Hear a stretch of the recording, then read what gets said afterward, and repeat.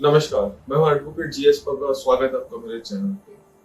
Will एक ऐसा document जो जीवन में हर कोई एक बार बनाता है अपनी ख्वाहिश जाहिर करने के लिए कि वो अपनी property, movable assets, immovable assets किसको देगा, कितने रेशियो में देगा और कैसे देगा।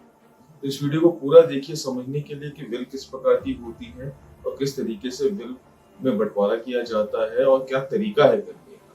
तो आइए शुरू करते हैं वीडियो और समझते हैं विल के बारे में। दोस्तों, विल एक ऐसा डॉक्यूमेंट है कि हमेशा अक्सर अपना जीवन व्यतीत करने के बाद लोग एक मिडिल एज या बुढ़ापे में आके सोचते हैं कि अब एक ऐसा टाइम आ गया है कि अब मुझे एक विल बनानी चाहिए और अपनी एसेट्स डिवीजन कर देना चाहिए। विल दो किस्म की होती है दोस्तों, रजिस्टर्ड और अनरजिस्टर्ड। पहली बात है कि मैं आपको पूरी तरह से यही सलाह दूंगा कि विल को रजिस्टर्ड ही बनाइए, अनरजिस्टर्ड मत बनाइए ताकि डिस्प्यूट्स ना खड़े हों।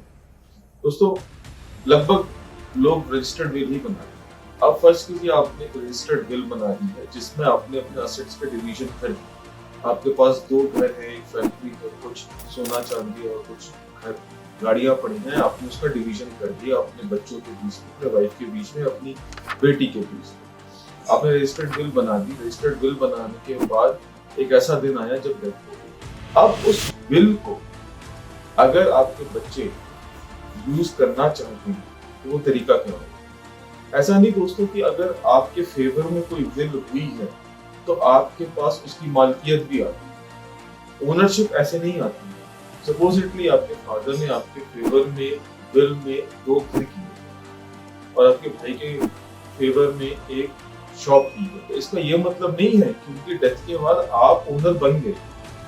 उसका तरीका ये होता है, आपको उस विल को प्रोबेट कराना होता है। अब प्रोबेट का क्या मतलब है दोस्तों? प्रोबेट का ये मतलब होता है, एक केस होता है जिसको प्रोबेट केस कहते हैं। आपको उस विल को एक केस के फॉर्म में कोर्ट में फाइल करना होता है ताकि आप जज को ये कह सकें कि ये एक विल है, हमारे फादर छोड़ के गए हैं और इस विल को आप डिक्लेयर कर दीजिए कि ये जेन्युइन विल है। जैसे ही वो प्रोबेट हो जाती है या तरीके से डिक्लेयर हो जाती है, हाँ ये जेन्युइन विल है, उसके बाद ही आपकी ओनरशिप आती है। नाउ विल प्रोबेट करने का प्रोसीजर क्या होता है, मैं बहुत ज्यादा डिटेल में नहीं जाऊंगा, आपको मोटी मोटी बात समझाऊंगा एज ए लेमन ताकि आपको समझ आ जाए। विल प्रोबेट का ये मतलब होता है, जैसे आपने प्रोबेट का केस फाइल किया कोर्ट में कि जी साहब ये विल है, हमारे फादर छोड़ के गए हैं, दो घर मेरे इसके नाम है, तो आप इस विल को प्रोबेट कीजिए ताकि ये ओनरशिप मेरे पास आ जाए।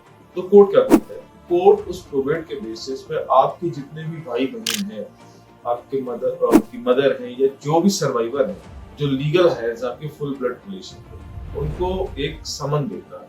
कहता है कि अगर आपको इस बिल के ऊपर कोई ऑब्जेक्शन है तो आप अपनी ऑब्जेक्शन फाइल कीजिए, अगर नहीं है तो आप आके अपनी स्टेटमेंट दे दीजिए ताकि हम इस बिल को प्रोबेट कर सकें। अगर आपके भाई बहन इस बिल को डिस्प्यूट करते हैं तो वो आपके इसमें ऑब्जेक्शन लगाते हैं। ज्यादातर ऑब्जेक्शंस क्या होते हैं? सबसे पहला ऑब्जेक्शन तो यही कहते हैं कि बिल जेन्युइन ही नहीं है, ये बिल फोर्ज्ड है, हमारे फादर के गलत साइन दिए, हमारी मदर के झूठे साइन दिए और बिल बना दिए ताकि ये प्रॉपर्टी हड़प सके। ये तो एक आमतौर पे ये इल्जाम तो लगता ही लगता है अगर डिस्प्यूट खड़ा करने की बात होती है। तो उसके बाद वो ट्रायल पे बन जाता है, वो प्रोबेट केस पूरा ट्रायल चलता है।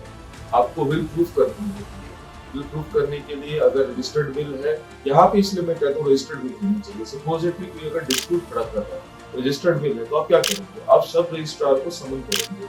सब रजिस्ट्रार मतलब वो मजिस्ट्रेट जिसके आगे आपके फादर और आप पेश हुए थे विटनेस के साथ में, उस बिल को रजिस्टर कराया, वो सब रजिस्ट्रार अपने बुक्स लेके आएगा, रिकॉर्ड बुक, वो ये कोर्ट के सामने टेस्टिफाई करेगा कि हाँ साहब इस दिन को इस वॉल्यूम नंबर इस पेज नंबर पे ये बिल रजिस्टर्ड की थी, इन्होंने रजिस्टर कराई थी, जो विटनेस थे जिन्होंने साथ में शामिल हुए थे, बिल रजिस्टर्ड की है।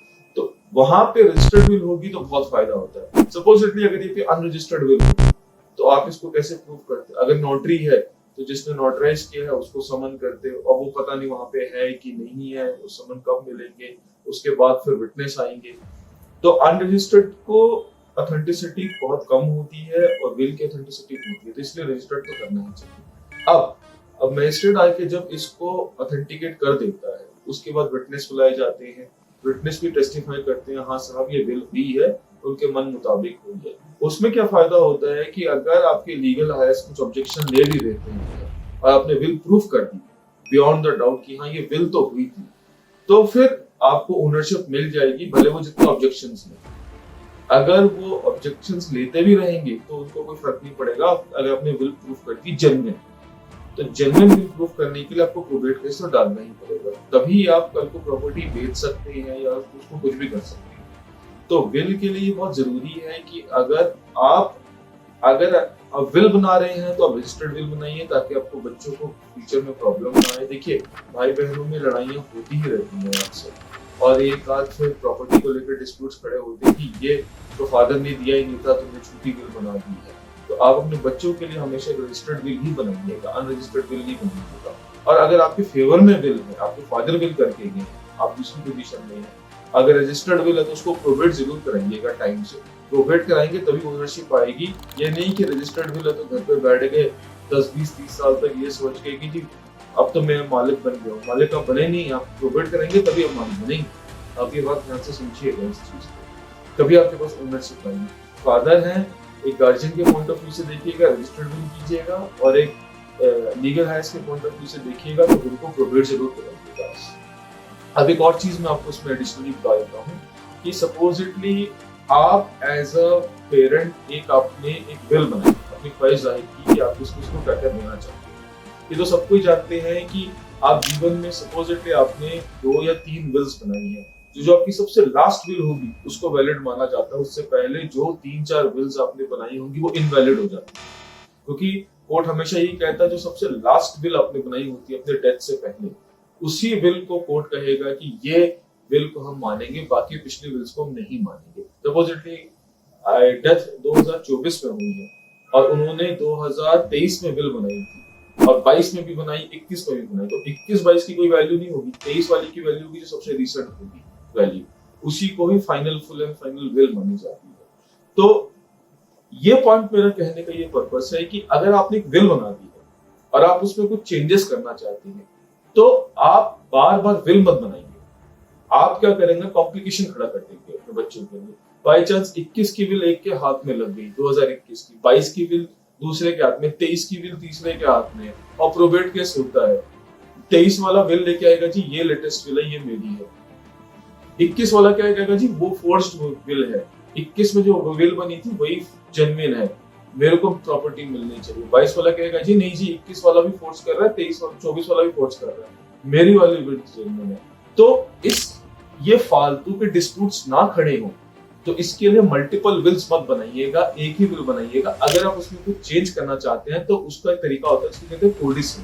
जैसे कॉन्ट्रैक्ट में एक अमेंडमेंट होता है, आप अमेंडमेंट ले आते हैं, तो अमेंडमेंट लेके आके क्या होता है, ओरिजिनल एग्रीमेंट आप छेड़ते नहीं, उसी तरीके से विल को मत छेड़िएगा। अगर आप उसमें कुछ ऐड या सब्ट्रैक्ट या ट्वीक करना चाहते हैं, ट्रांसफर करना चाहते हैं, तो आप कोडिसल कर दीजिए कि मैंने एक विल बनाई थी 21 में, उस टाइम मैंने अपने बड़े बेटे को 2 बेटे दिए थे, छोटे बेटे को 2 बेटे दिए थे।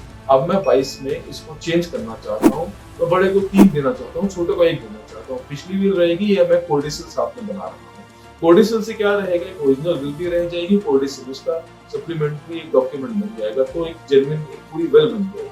उसमें अगर आप 2 विल बनाएंगे, एक के हाथ में एक विल है, दूसरे के हाथ में एक विल है, तो क्या होगा, आपके जाने के बाद वो अननेसेसरी केस इतना लंबा खिंच जाएगा कि आपकी बनाई हुई प्रॉपर्टी आपके बच्चे एंजॉय नहीं कर पाएंगे, स्ट्रगल करते रह जाएंगे आपस में। 1-2 पीढ़ियां तो ऐसी निकल जाती है फिर विल प्रूफ करने में।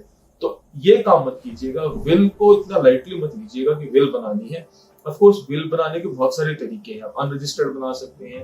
अगर सपोजिटली को डेथ बेड में है, वो जाने लायक नहीं है और वो मजिस्ट्रेट को घर नहीं बुलाना चाहता, एक प्लेन पेपर में लिख के भी विल बना सकता है, उसको भी विल कहते हैं। अगर आपने प्लेन पेपर में लिख दिया और साइन कर दिया, so that also amounts to will. लेकिन टाइम अगर आपके हाथ में है, हेल्थ आपकी अगर साथ दे रही है और प्लान कर चुके हो विल बनाने का, तो रजिस्टर्ड विल बनाइएगा। और उसके बाद कोई चेंजेस करना चाहते हैं तो मल्टीपल विल्स मत बनाइएगा, कोडिसल बनाइएगा। इसके बारे में और भी कुछ आपको इन्फॉर्मेशन चाहिए तो आप मुझे कांटेक्ट कर सकते हैं, मैं दिए गए नीचे नंबर पर कॉल कर सकते हैं, आप हमारी वेबसाइट पे आ सकते हैं। मैं आपकी जितनी हो सकते हैं पूरी कोशिश करूंगा हेल्प करने की। धन्यवाद।